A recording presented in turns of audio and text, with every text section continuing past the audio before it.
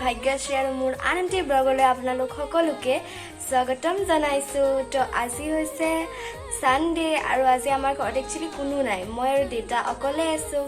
মানে আমাৰ মা আৰু বা আজি নগাঁৱলৈ গৈছে, এই যে মহামৃত্যুঞ্জয় মন্দিৰ আৰু বৰদোৱা তালৈকে ফুৰিব গৈছে। মই বিশেষ এটা কাৰণত যোৱা নহ'লে, গতিকে ঘৰত দেউতা আৰু মই আজি অকলে আছোঁ। আৰু আজি মানে কি হ'ল, দুপৰীয়া যিটো লাঞ্চ আছে সেই লাঞ্চটো আজি ময়ে বনাব লাগিব।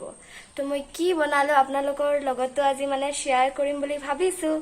তো আহকচোন মই কি বনাওঁ আপোনালোককো দেখাওঁ। গেছটো জ্বলাই দিম, জ্বলাই ইয়াতে এখন সৰু কেৰাহী দি দিম। প্ৰথমতে আমি ইয়াতে কি কৰিম যে আমাৰ যিখিনি মাছ আছে মাছ ফ্ৰাই কৰি ল'ম। কেৰাহীখন অকণমান গৰম হ'বলৈ দিছোঁ। তো কেৰাহীটো অলমষ্ট গৰম হৈ গৈছে। এতিয়া ইয়াতে দি দিম মিঠাতেল। ইয়াতে মই 3 টুকুৰা মাছ ফ্ৰাই কৰিম, যিহেতু আমি মানুহ দুজনে। এইখিনি অলমষ্ট গৰম হৈছে। এতিয়া ইয়াতে দি দিম আমি মাছখিনি।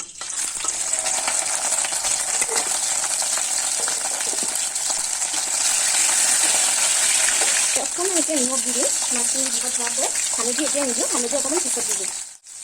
আৰু এপিচমান মাছ আৰু 2 পিচ মাছ ইয়াতে মই দি দিলোঁ। এতিয়া এইখিনি মাছখিনি মই ফ্ৰাই কৰি ল'ম ভালকৈ। ইয়াতে মই হালধি যোগ কৰা নাই, কিয়নো হালধি মাছ ভজাত দিলে মই ইমান বেছি ভাল নাপাওঁ। হালধি নিদিয়াকৈ যিটো কালাৰ আহে সেইটোৱে ভাল লাগে। এতিয়া মাছখিনি মই ফ্ৰাই কৰি ল'ম। দেখিছেনে মাছখিনি কিমান ধুনীয়া এটা কালাৰ আহিছে। এতিয়া ইয়াতে মই এইটো একেবাৰে যিটো ল' ফ্লেম কৰি থোৱা আছিল গেছৰ চিমটো, এতিয়া এইটো অকণমান বঢ়াই দিছোঁ।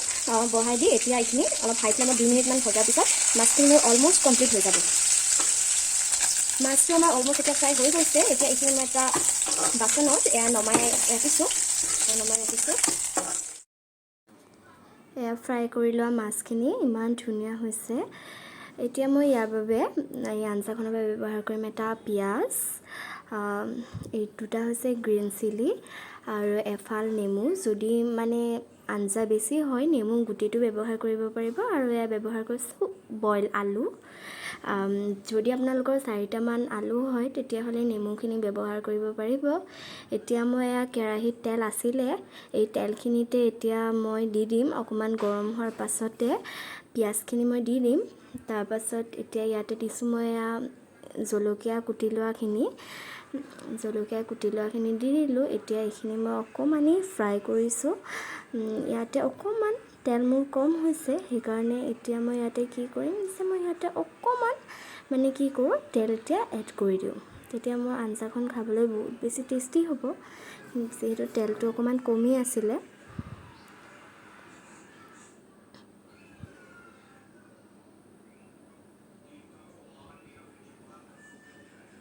এইখিনি এতিয়া ফ্ৰাই কৰি আছোঁ, এয়া ফ্ৰাই হৈ আছে এইখিনি।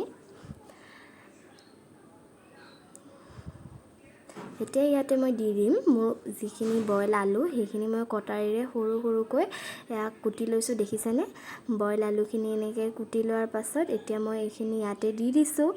এতিয়া এইখিনি 5 মিনিটমান হাই ফ্লেমত ভাজিব লাগিব। এতিয়া ইয়াতে নিমখ দি দিলোঁ আৰু ইয়াতে অকণমান এতিয়া মই নিমখৰ লগতে সোৱাদ অনুসৰি নিমখ হালধি দুটা যোগ কৰি দিলোঁ। হালধি এইখিনি এতিয়া পুনৰ লৰাই ভাজি ল'ম। এইখিনি এতিয়া মোৰ 5 মিনিটমান হৈ গ'ল। এতিয়া ইয়াতে মই দি দিম পানীখিনি যোগ কৰিম। ইয়াতে পানীখিনি যোগ কৰিলোঁ।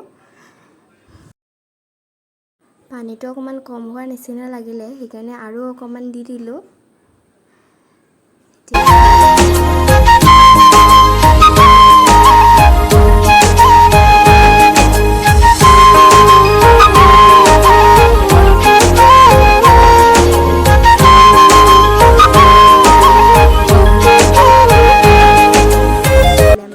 এতিয়া মই ইয়াতে দি দিলোঁ নেমুৰ ৰসখিনি, যিখিনি লাগে মানে আধা ফাল ব্যৱহাৰ কৰিছিলোঁ, যিহেতু মই আধা ফালকে দি দিছোঁ।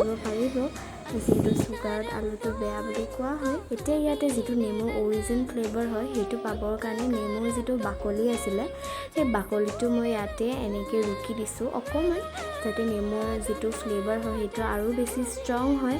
আৰু ইয়াতে মই গোল নেমুটো ব্যৱহাৰ কৰিছোঁ। যদি আপোনাৰ ঘৰত গোল নেমু নাথাকে তেতিয়া কাজি নেমু ব্যৱহাৰ কৰিব পাৰে। কাজি নেমুৰ সৈতেও সোৱাদ লাগে বহুত বেছি। এতিয়া ইয়াতে মই দি দিলোঁ মোৰ মাছখিনি। এতিয়া ইয়াতে যিহেতু আমি দুজনে মানুহ 3 পিচ মাছ দি দিলোঁ আৰু এইখিনি এতিয়া মাছটো দি লৰাই দিলোঁ, ভালকৈ লৰাই দিলোঁ।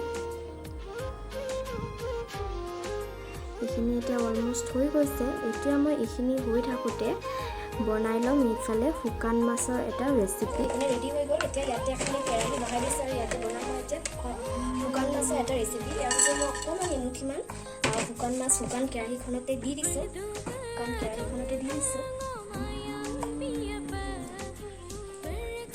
তাৰপিছত মই ইয়াতে দি দিম 3টা জলকীয়া, কেইফুটামান সৰু সৰু নহৰু, আৰু মই দি দিম ইয়াতে আধা ফালমান পিঁয়াজ, যিটো মই এনেকৈ হাতেৰে অলপমান মোহাই দিব যাতে আটাইখিনি এটা পুৰাৰ যিটো ষ্ট্ৰং ফ্লেভাৰ হয় সেইটো সোমাই যায়। সেইকাৰণে এতিয়া অলমষ্ট ঠাণ্ডা হৈ গৈছে আৰু ঠাণ্ডা হোৱাৰ পাছত এইখিনিক মই এটা মিক্সিৰ বাউল এটাত ভৰাই দিছোঁ। এইখিনি ভৰোৱা হৈ গ'ল। এইখিনি মই গ্ৰাইণ্ড কৰিছোঁ। চাওক মোৰ পেষ্টটো এনেকুৱা আছে, কিমান ধুনীয়া হৈছে আৰু ইয়াৰ গোন্ধটো যে ইমান ধুনীয়া হৈছে নহয়। এয়া অকণমান জিকাও বনাইছিলোঁ, কিন্তু এইটো ৰেচিপিটো আৰু মই শ্বেয়াৰ কৰা নাই। জিকাও অকণমান মাছেৰে বনাই আছোঁ।